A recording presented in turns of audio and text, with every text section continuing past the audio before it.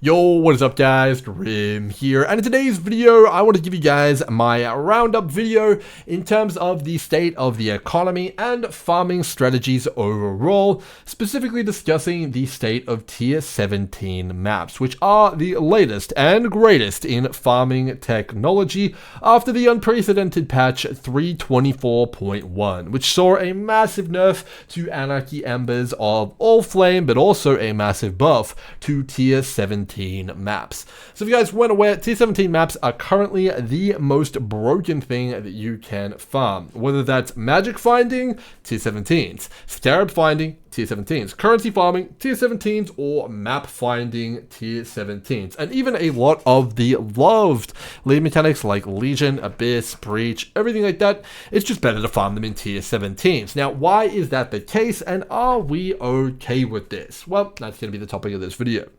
So first and foremost, let me tell you guys why tier 17s are so damn powerful and how you too can abuse them. Pretty much the only barrier to not wanting to do tier 17s is whether or not you can even do them.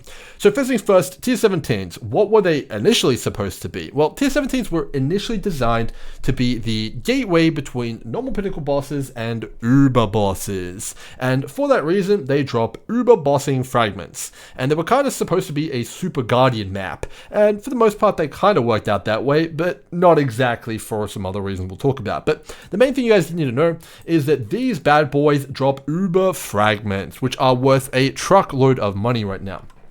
Each tier 17 map you farm drops anywhere between 1 to 2 uber boss fragments, of which you need 5 to enter the fight. Now, different tier 17 maps can drop different fragments, but all of them have a chance to pretty much drop all of the fragments for the most part from what I've seen. But certain tier 17 maps have biases to certain fragments, so which ones you farm are going to mean you get different fragments. But it's fair to say all these fragments are worth a pretty penny, and you drop multiple of these per map. Now, most of these are going to be worth, anywhere between half a divine to a divine, sometimes a little bit less than that depending on the fragment, but all of them are worth something, and all of them can be bulk sold. This one, for example, the synthesized super fragment, is definitely one of the cheaper ones, but again, you do get 2 of these per map most of the time. Now, a tier 17 map is only worth about 60 to 80 C, and as I showed you guys, a lot of these fragments are worth, half a divine or something like that. So the first thing you guys need to know is when you walk into a tier 17 map, if you can slay the boss, you're already most likely making money or paying back most of the price of the map that you are running, which for the most part puts them on par or better than tier 16 maps straight away. As long as you can bulk buy them, which isn't too hard using the trade site, you are already making money, which is a big deal. And if you're farming one of the ones that drop, for example, the Uber Maven fragments, well, then you're going to be even more in the money. Some of these are definitely cheaper than others, but you guys get the point. Now, the other thing about tier 17 maps which makes them so rewarding is the actual map modifiers themselves. No, I'm not talking about the more multipliers you see up there, the Scarab chance and the currency chance. No, I'm not talking about that. I'm actually talking about the map modifiers themselves, which actually spawn on tier 17 maps themselves. So if you actually guys are curious, when you're running tier 17 maps, you're going to be looking to roll the following modifiers on your maps. The first of which, and the easier of which to roll, is going to be the barrels one. So you guys can roll the following modifier on your tier 17 maps. This one here, area contains 30 to 40 additional clusters of highly volatile barrels. So if you guys didn't know, these barrels contain an absolutely metric mass load of loot. To give you guys a bit of an idea, let me show you guys a bit of footage here. This is a map I ran here with barrels on them, and you can see that when I shoot off the screen here, massive amounts of maps are just spawning. Some of these from monsters, but a lot of these are from barrels. You guys can see the kind of remains of the barrels here. The barrels basically absolutely explode into truckloads of loot. So this is one modifier you can just roll on the maps, which is essentially like a super sextant or super scarab, which you get for free on your tier 17 maps. And there's multiple of these modifiers on tier 17 maps. So this is one of them. Another one of them is monsters. Rare monsters have additional modifiers. So you guys can see that one up here. Increased number of rare monsters. Rare monsters each have 2 additional modifiers. So you guys can see this is actually the exact same wording as a horned scarab, which people covet in the game as well. So the horned scarab nemesis says rare monsters and areas have 2 additional modifiers. Well, this damn modifier, which is roll on a map, has that too, on top of also increasing the number of rare modifiers in your maps, which is completely out of control. And yes, these two things do stack. So if you guys didn't know, more rare modifiers on your rare monsters makes them drop substantially more loot. A ton more loot. It's not to be overstated. It's crazy how much more loot you get. Now, of course, it makes these monsters way, way harder, but it also is just crazy how much more loot you do actually, in fact, get. So you can get both of these on your maps, and you can even get both of them at the same time. And there is one other one which is completely out of control, perhaps the most broken of all, and that is this one. Rare monsters in the area are shaper touched. Now, this doesn't sound strong, but it is kind of a hidden multiplier, and I want to shout out Snap OW for giving me the heads up on this one. But if you guys didn't know, shaper touched rare monsters drop substantially more loot than any other monster. Now, it's kind of equivalent or somewhat similar to the adding of additional rare modifiers on them, but it's kind of a special instance. They drop substantially more loot, but also way rarer loot, so more uniques. And if you guys try it out, you guys will see what I mean. It's crazy how many uniques these monsters drop. Now, these are all just things that you can just roll on the map. They're essentially scarabs or, compasses from last league, which you can just have for free on the map in place of normally detrimental mods. Now, some of these increase the difficulty of the map substantially, by like a lot substantially, but they definitely are more loot multipliers. Now, in addition to this, as of the most recent patch, T17 maps have gotten another more loot multiplier on top of all this, and that is the multipliers you're seeing on here. Whenever you roll a special T17 map modifier on a map, they get a special multiplier to a specific loot type, which include stuff like more scarabs, currency, maps, anything along these lines. So on this map here specifically, you guys see more scarabs, 60% more scarabs. That means if you were going to drop 1 scarab, you'd drop 1.6. If you're going to drop 10, you'd drop 16. And yes, this is exactly as strong as it sounds. You can get substantially more than you can get in any other map. And yes, the currency one is very, very powerful all the same.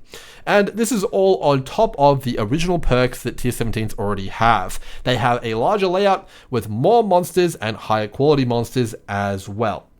So to kind of sum all of that up, you get a bigger map, more monsters, you get guaranteed loot from the boss, then you get special modifiers, which are essentially scarabs in disguise, and then you multiply all of that by more loot, all on top of the fact you have a higher item level, which means you can drop higher item level bases, which is just completely out of control. But if that wasn't enough, you can even make it crazier, because the modifiers you guys see on the map, which we've just covered in the reject section, which we talked about before, and these more multipliers on scarabs and currency and stuff like that, are affected by the increased effect of modifiers on the Atlas passive tree.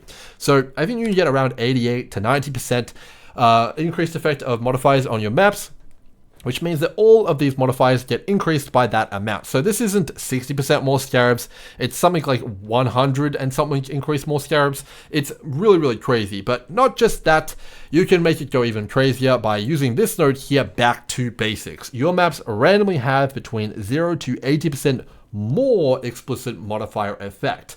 So let's just say that I roll a 70% more currency multiplier here, and I increase it by 1.9 times thanks to my map effect. So 70% times 1.9, now we're at 133. And then I high roll this back to basics node here and get 80% more effect of explicit modifier effect on my map. So now I can multiply that by 1.8. Now I have, okay, whoops, messed that one up there. So 133 times 1.8, we have 240% more currency from our map here from back to basics. And it's not just that, you're modifying all of the other multipliers on the map as well. So if you had 30% more rare monsters, now that'll be modified by the map effect and back to basics, and you get even more rare monsters. And it's not just that, because everything on the map is multiplied together. So the item quantity, which makes the monsters drop more loot, and then the monster pack size, which means there's more monsters to drop more of that loot, and then the more multipliers all on top of that, which make all of the increased quantity and all of the pack size all multiply again and again and again and again. Which essentially creates maps which are completely out of control and drop way, way, way, way more than any other map in the game. It's just completely unprecedented in terms of juice levels. It might not have more monsters than any other map that you've ever played now that they've nerfed some stuff, but it certainly has more loot. Pretty much every rare you kill feels like a loot goblin from Diablo or from previous seasons of PoE. It's just crazy how much loot you get out, all on top of the fact that you get the guaranteed loot from the boss. So it's really a no-lose situation. And if you roll your map specifically for the right modifiers, like the more Scarab chance, you can even use some of the more expensive Scarabs and sustain them, which is completely out of control, meaning that this strategy, for the most part, definitely stands head and shoulders above a lot of the other strategies. Now, it's not saying that you can't make money in non-tier 17 maps. Absolutely not. You can get filthy rich from other maps, but this definitely does feel like the pinnacle of juicing now, especially when combined with some other mechanics which make it even stronger. So what's the problem then? A new level of juicing, something which is super duper cool and hard to run. Well, in my opinion, there is no real problem other than that these maps are exceptionally difficult to run. Even my build here, you know, we've got a backwards bow, we've got pretty damn good gear all around, we've got a special belt. I've tried both belts, Headhunter and Mageblood. They are very hard. And if you roll stuff on them like the Shaper Touched, or if you go ahead and roll some of the more difficult modifiers like the Drowning Orbs or anything like that, they become, you know, in some cases, way harder than even some of the uber pinnacle bosses to run here. And just to give you guys a few examples, taking a look at some of these modifiers, they are completely out of control. Area contains petrification statues. That means that you're just going to be frozen every now and then if you cannot dodge the modifiers that are hitting you. Players are targeted by meteors when they use a flask. This is basically the Searing Exarch global modifier, which, you know, if you can't take the meteors, it's an instant death if you use flasks. There's stuff like the Cirrus ground degens, there's Unstable Tentacle Fiends, which is the Uber Elder Explosions, which you have to stand in the middle of. You know, these are crazy maps. Basically, the difficulty level is at an all-time high. So we've now introduced basically a superior version of mapping, which is substantially more rewarding than all other forms of mapping, but it's also substantially harder than all other forms of mapping, which really does require you to have an extreme build. So it essentially is going to be a new pinnacle strategy to farm, which I would compare to the likes of fractured map farming of old, but with substantially less friction and barriers to entry, and which actually requires you to have an exceptionally powerful build, specifically, for me at least, in order to run them comfortably in the form of defenses. And for the most part, the build which I have here honestly doesn't feel like the best build for it, and you know, I think that I'll probably be re-rolling if I did decide to farm these to something which is substantially more tanky. Because for me right now, I have to re-roll these maps very aggressively, and I spend, you know, something like 50 to 60 chaos per map just re-rolling them to have map modifiers that I can actually run, which is no problem. But the purpose of this video is just to expose just how strong, why so strong, and overall how overpowered tier 17 maps are right now, and also to kind of get your guys' opinion on what you guys think of these, because I think we could very much be in a situation where people kind of are in a position where they feel like they need to have a build which can run these, or else they'll be missing out, which is the classic FOMO feeling that I feel like we're becoming all too familiar with in the Necropolis League. So what do you guys think about these tier 17 maps? Do you think that they're too rewarding for how much of pinnacle and kind of cutoff content they are? Or do you feel like they're a good aspirational source of content to kind of strive towards? Do you feel like this is going to restrict the amount of viable builds that are in the eyes of the community? Or do you feel like most builds will kind of sidestep this content and it'll be used as a testing ground for the ultra builds for people to just, you know, see how crazy they can go? Let me know what you guys think down below, but this has kind of been a bit of an overview on tier 17 maps, why they're so strong, and kind of the state of things in Endgame right now. If you want to farm, tier 17 maps are certainly completely busted. Hope you guys have enjoyed the video and it's giving you guys something to think about. Until next time, cheers.